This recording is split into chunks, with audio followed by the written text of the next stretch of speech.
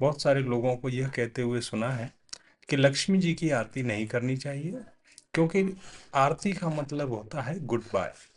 तो क्या हमें आवश्यकता है कि 5 बार भगवान को जाके good bye good bye good bye कहना? हमारे जो पूर्वजों ने सिस्टम बनाया है वो सिर्फ भगवान को दिन में 4 बार 5 बार बाय करने के लिए, गुड बाय करने के लिए है कि ठीक है भाई, जाओ जाओ जाओ। लक्ष्मी माता जी की आरती करेंगे तो वो चली जाएंगी और वो घर में टिकेंगी नहीं। इस प्रॉब्लम का जो सॉल्यूशन है उसके बारे में बात करते हैं और फैक्ट सहित बात करते हैं, उनका रेफरेंस के सहित बात करते हैं। जय श्री राम मित्रों।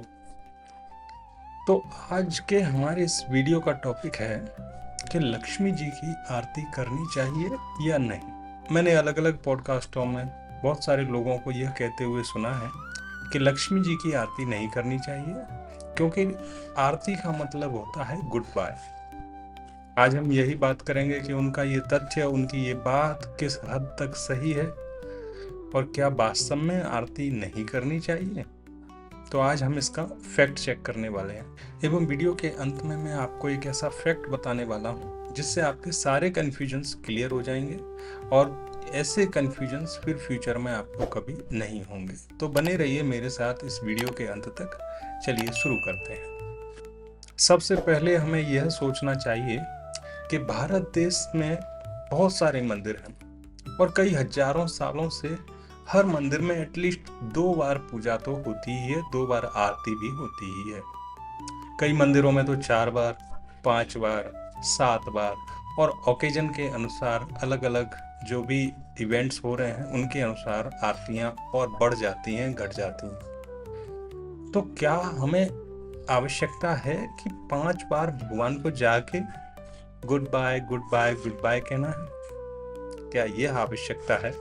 एवं जो भी व्यक्ति मंदिर जाता है वह आरती अवश्य करता ही है। तो क्या हम सिर्फ भगवान को गुड बाय करने के लिए मंदिर जाते हैं?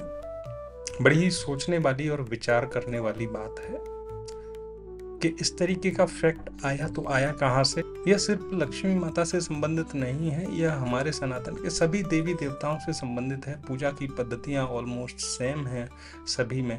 तो क्या हमारे जो पूर्वजों ने सिस्टम बनाया है वो सिर्फ भगवान को दिन में 4 बार 5 बार बाय करने के लिए, गुड बाय करने के लिए है कि ठीक है भाई, जाओ जाओ जाओ?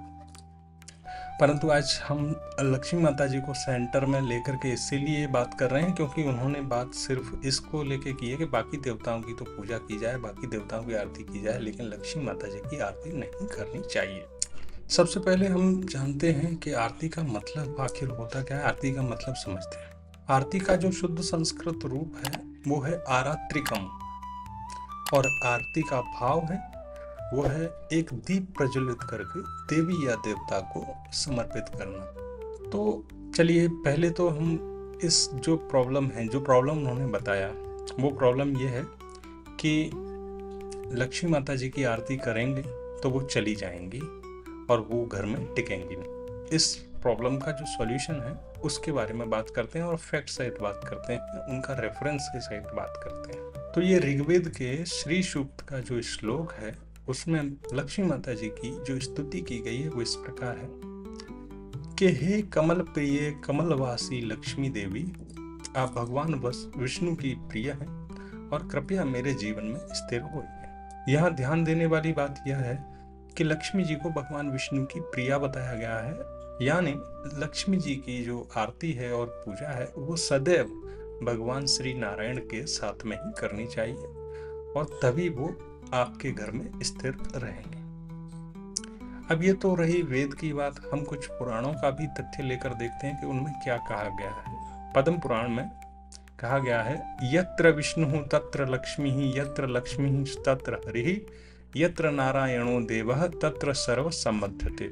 यानी जहाँ विष्णु है वहाँ लक्ष्मी रहती हैं और जहाँ लक्ष्मी रहती हैं वहाँ पे हरि यानी विष्णु निवास करते हैं, और जहाँ नारायण रहते हैं वहाँ सर्व प्रकार की समृद्धि होती है। ये इस श्लोक का भावार्थ है। अब ये हुआ पद्म पुराण का श्लोक। अब हम भविष्य पुराण का भी एक श्लोक ले लेते हैं। शुक्रवासरे देव्याः पूजनम कृत्वा यथा विधि दीपम दत्वा स्तुवन लक्ष्मीं सर्व कामान वाप्नुयात्। अर्थात शुक्रवार को माता लक्ष्मी की पूजा और दीपदान यानी आरती करने से सभी मनोकामनाएं पूर्ण हो जाती हैं। अब जो प्रथा है, मंदिरों में ज्यादातर लक्ष्मी नारायण जी की संयुक्त रूप से पूजा होती है और घरों में हम संयुक्त रूप से भी पूजा करते हैं और कुछ विशेष ओकेजन्स पे, विशेष अवसरों पे हम अकेली लक्ष्मी जी की पूजा भी करते हैं, जैसे कि दीपावली का अवसर है और शुक्रवार है, कोई व्रत है, त्योहार है, तो इस तरह की कोई स्पेशल जो इवेंट हैं उन पे हम अकेली लक्ष्मी जी की भी पूजा करते हैं। परंतु अगर ये पूजा भी भगवान विष्णु के साथ में की जाए तो सोने पर सुहागे जैसी बात है। अर्थात अगर आप लक्ष्मी को अपने घर में स्थिर रखना चाहते हैं तो आपको लक्ष्मी जी की पूजा भगवान विष्णु के साथ में करनी ही होगी। ये तो हुआ वो सॉल्यूशन जिससे कि लक्ष्मी जी आपके घर में रुकेंगी और आप संपूर्ण पूजा भी कर पाएंगे, क्योंकि आरती के बिना पूजा संपन्न नहीं मानी जाएगी। ये तो एक, जो लोग आपको ये सजेस्ट कर रहे हैं कि उनकी पूजा मत करिए तो लक्ष्मी जी को गुड बाय नहीं होगा, ये तो उनका एक अपमान करना हुआ कि आप सभी देवी देवताओं की पूजा पूर्ण रूपेण कर रहे हैं, उनकी आरती भी कर रहे हैं और लक्ष्मी जी को इग्नोर कर रहे हैं। तो इससे तो उनके रुष्ट होने के चांसेस भी बढ़ गए। एक बात की जाए तो लक्ष्मी जी को प्रसन्न रखिए, क्योंकि लक्ष्मी जी जीवन का आधार है। इस जगत को चलाने का जो सिस्टम है वो लक्ष्मी के इर्द गिर्द ही घूमता है जी। तो आप किसी भी ऐसे इंसान की बातों में ना आए जिसके पास कोई फैक्ट ही ना हो। अब मैं आपको 10 ऐसे फैक्ट और श्लोक आपको यहाँ पे बताऊंगा जो मैंने अलग अलग ग्रंथों से कलेक्ट किए हैं, जिससे आपके कन्फ्यूजन्स कुछ हद तक और क्लियर हो जाएंगे। मुझे लगता है यहाँ तक आते आते आपके कन्फ्यूजन 50-60% तक तो क्लियर हो ही चुके होंगे। चलिए आगे बढ़ते हैं। आपकी स्क्रीन पे श्लोक आ रहे हैं, मैं सिर्फ उनका हिंदी अनुवाद करता हूँ, क्योंकि अगर मैं उनको भी पढ़ने लगा तो ये वीडियो काफ़ी लंबा हो जाएगा। तो पहला जो श्लोक है वो लक्ष्मी तंत्र पूजा प्रकरण से है। इस श्लोक का अर्थ है, महासुंदरी लक्ष्मी जी को दीप के प्रकाश से युक्त या दीप के प्रकाश से संपन्न या दीप के प्रकाशों से आरात्रि क्रम अर्थात आरती अर्पित करना चाहिए और वह सर्व मंगलकारी भी होता है। ये इसका अर्थ है। अब ये दूसरा जो श्लोक है वो हरि भक्ति विलास से है, जिसमें कहा गया है, दीपमाला लेकर आरात्रिकम अर्थात आरती करें तो इससे सभी पाप नष्ट होते हैं और सब प्रकार के मंगल सिद्ध होते हैं। हरिभक्ति विलास का यह श्लोक माता लक्ष्मी के संदर्भ में ही कहा गया है। अब नारद पंचरात्र अर्चना कल्प से जो श्लोक है, इसका जो भावार्थ है वो है, स्वस्ति वाचन मंत्रों के साथ भक्ति पूर्वक दीप दिखाना चाहिए और फिर आरात्रिकम करना चाहिए, इससे सारे दोष शांत हो जाते हैं। यह श्लोक सभी देवी देवताओं के लिए है। इसमें ऐसा नहीं कहा गया कि यह इस श्लोक में कही गई बात लक्ष्मी जी के लिए नहीं है, क्योंकि अगर ऐसा होता तो नारद पंचरात्र में जो ये श्लोक लिखा गया है उसमें यह भी लिखा होता कि भाई ये जो बात है यह सभी देवी देवताओं पर अप्लाई होती है, सिर्फ लक्ष्मी जी को छोड़कर। तो ऐसा कुछ नहीं है, ये सारा ऐसा इसमें नहीं लिखा है, यह सभी देवी देवताओं के लिए है।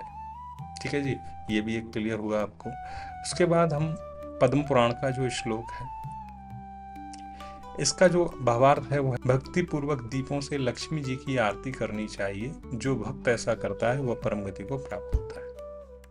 अब व्याख्यान सागम के अर्चन कांड से हम लोग ये श्लोक है इस पर बात करते हैं। मंत्र पुष्पों के साथ आरती अर्पित करना चाहिए, यह महालक्ष्मी देवी को प्रसन्न करता है और शुभ फल देता है। अब लक्ष्मी नारायणीय कल्प आगम ग्रंथ से, दीपक के प्रकाश से लक्ष्मी जी की आरती करना चाहिए और यह आराधना संपूर्ण संपत्ति और समृद्धि देने वाली है।